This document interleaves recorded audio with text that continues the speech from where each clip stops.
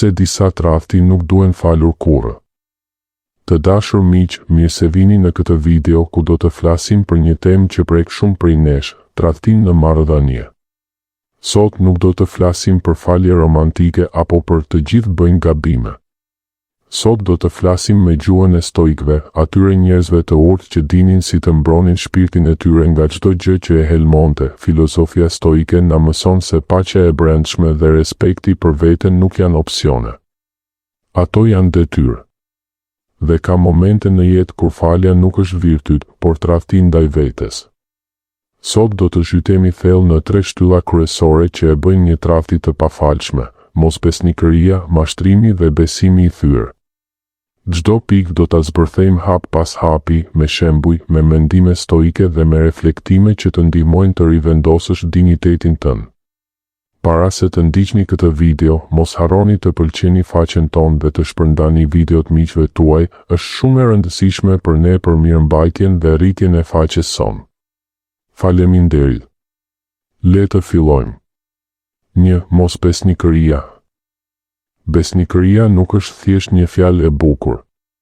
Besnikëria është themeli mbi të cilin ndërtohet çdo marrëdhënie e vërtetë. Kur dikush zgjedh të jetë i pabes, ai nuk bën një gabim të thjeshtë. Ai bën një zgjedhje të vetëdijshme për të vënë dëshirat e tij, egon e tij, kënaqësinë e tij para përkushtimit që ka dhënë ndaj teje. Mendoni për një moment. Ti investon kohë, energji, emocione, plane për të ardhmen. Ti hap zemrën tënde. Dhe në një moment vendimi, tjetri zgjedh të shkel mbi të gjitha këto. Kjo nuk është dobësi momentale. Kjo është një deklarat: unë jam më i rëndësishëm se ne të dy. Marcus Aurelius, perandori stoik, thoshte: hakmarrja më e mirë është të mos bëhesh si ai që të ka lënduar. Pra, mos u hakmerr me tradhti tjetër. Mos u hakmerr me drama. Hakmarrja më e madhe është të largohesh plotësisht dhe përfundimisht nga jeta jote. Ta heqësh atë person si një plagë të infektuar që nëse e lë, të helmon të gjithë trupin. Stoikët e dinin që njerëzit nuk ndryshojnë aq lehtë sa duam të besojmë. Nëse dikush ka zgjedhur tradhtin një herë, ai ka treguar se kapaciteti i tij moral lejon një zgjedhje të tillë.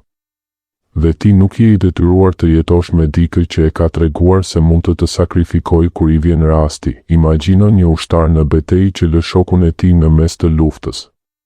A do ta merrje prap atë ushtar në skuadrën tënde? Sigurisht që jo.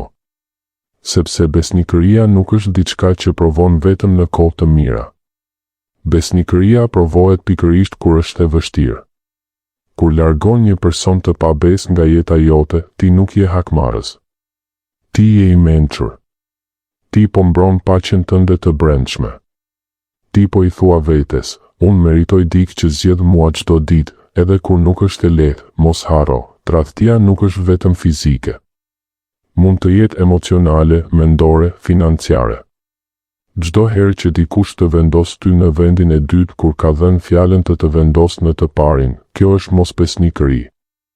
Dhe stoikët na mësojnë të mos e mashtrojmë veten me justifikime: ishte i dehur, ishte moment i dobët, të gjithë bëjnë gabime. Po, gabimet ndodhin. Por zgjedhjet e përsëritura tregojnë karakter. Dhe karakteri i dikujt që të tradhton nuk është karakter me të cilin duhet të ndërtosh të ardhmen. 2. Mashtrimi. Gënjeshtra është një nga armët më të rrezikshme që ekziston kundër shpirtit njerëzor. Sepse gënjeshtra nuk të lëndon vetëm një herë. Ajo e helmon të gjithë perceptimin tënd për realitetin. Kur dikush të gënjen sistematikisht, ai po të thotë në heshtje: realiteti yt nuk ka rëndësi. Perceptimi yt nuk ka rëndësi. Unë vendos se çfarë duhet të besosh ti. Një marrëdhënie e ndërtuar mbi mashtrim është si një shtëpi e ndërtuar mbi rër. Mund të duket e bukur për një kohë, por sapo vijnë stujt e jetës, e vërteta del në shesh dhe gjithçka shembet. Respekti dhe mashtrimi nuk mund të bashkëjetojnë. Kur dikush të gënjen, ai po të tregon se besimi yt, dinjiteti yt, inteligjenca jote për të nuk kanë vlerë. Dhe stoikët na mësojnë diçka shumë të rëndësishme: mos harxho energji duke u përpjekur të ndryshosh një gënjeshtar. Shkëputu emocionalisht. prano realitetin ashtu siç është. Epikteti thoshte se nuk na lëndojnë gjërat, por interpretimi që u bëjmë atyre. Pra, mos e interpreto mashtrimin si ai më do por ka frikë. Interpretoje siç është, një mungesë respekti total ndaj teje. Çdo gënjeshtër e zbuluar të largon pak nga vetja. Ti fillon të dyshosh në gjykimin tënd. Fillon të dyshosh në instinktet e tua. Fillon të dyshosh në realitetin tënd. Dhe kjo është një nga format më të rënda të dhunës psikologjike. Stoicizmi të fton të kthehesh tek vetja. Të pyesësh, çfarë di unë me siguri? Dhe një gjë që di me siguri është se një person që të gënjen vazhdimisht nuk të do ashtu siç meriton të duan. Ai të do vetëm aq sa i leverdis. Mos e prano mashtrimin si diçka normale. Mos e quaj të bardhë. Çdo gënjeshtër që pranon sot të hap derën për dhjetëra të tjera nesër. Dhe një ditë do të zgjohesh në një jetë që nuk e njeh më, sepse është ndërtuar mbi iluzione. Largimi nga një gënjeshtar nuk është humbje. Është rikthim në realitet. Dhe vetëm në realitet mund të gjesh paqe të vërtetë. 3. Besimi i thyrë. Besimi është diçka delikate. Kërkon vite për t'u ndërtuar dhe vetëm një moment për t'u shkatëruar. Dhe kur thyet, ai nuk kthehet kurrë në formën e tij origjinale. Si një pasqyrë e thyrë mund ta ngjisësh, por çarjet do të mbeten gjithmonë, Seneca thoshte, ai që kursen fajtorin, ndëshkon të pafajshmin. Kur ti fal dikë që të ka tradhtuar rënd, pa pasur ndryshim real të thellë të karakterit, ti nuk je i mëshirshëm. Ti je i padrejt ndaj vetes. Ti po e ndëshkon veten për gabimet e dikujt tjetër. Besimi i thyrë krijon një plagë që nuk mbyllet lehtë. Çdo herë që ai person të afrohet, ti do të kujtosh. Çdo premtim i ri do të tingëllojë i zbrazët.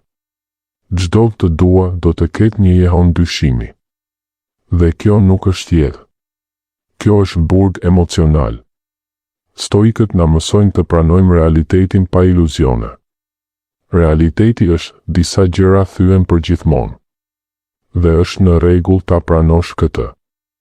Nuk je i dobët nëse nuk e fal. Je i fortë nëse mbron atë që të ka mbetur, respektin për veten. Pyet veten, a do të isha unë në paqe të plot me këtë person pranë meje? Apo do të jetoja gjithmonë me një sy hapur? Nëse përgjigja është e dyta, atëherë ke përgjigjen tënde. Një stoik e di që lumturia vjen nga brenda, jo nga marrëdhëniet. Prandaj ai nuk heziton të pres lidhje që e helmojnë paqen e tij të brendshme. Mesazhi përfundimtar.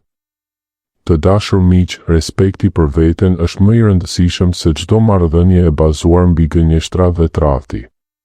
Filozofia stoike na inkurajon të vendosim kufi të fortë, të pranojmë realitetin e hidhur dhe të ecim përpara me dinjitet. Mos lejo kur të tradhtohesh dy herë nga i njëjti person. Herën e parë është gabim i tij. Herën e dytë është gabim yt. Ti meriton paqe. Ti meriton respekt. Ti meriton një jetë ku nuk ke nevojë të dyshosh çdo gjë. Dhe kjo jetë fillon pikërisht kur vendos të mbrosh veten me vendosmërinë e një stoiku. Nëse kjo video të preku, mos harro të lësh një like, të shkruash në komente përvojën tënde dhe të ndash me dikë që mund të ketë nevojë ta dëgjojë këtë mesazh. Qëndro i fortë. Qëndro stoik. Dhe mbi të gjitha, qëndro besnik ndaj vetes. Faleminderit që ishe sot këtu. Ne do takohemi në videon tjetër. Miru pafshim.